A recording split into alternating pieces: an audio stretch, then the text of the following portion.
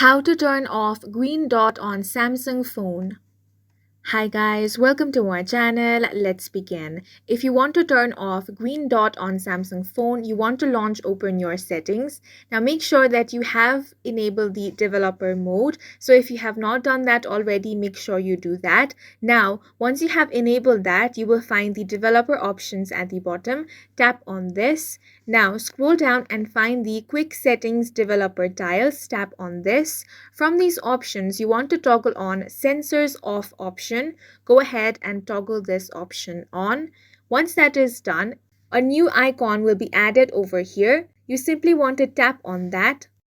Once you turn this option on, the green dot will be turned off, but you won't be able to use the camera. So if you want to use your camera, you will have to turn off this option and use your camera. And that's it for this video. If you found it helpful, please make sure to hit the like button and subscribe for more videos like this.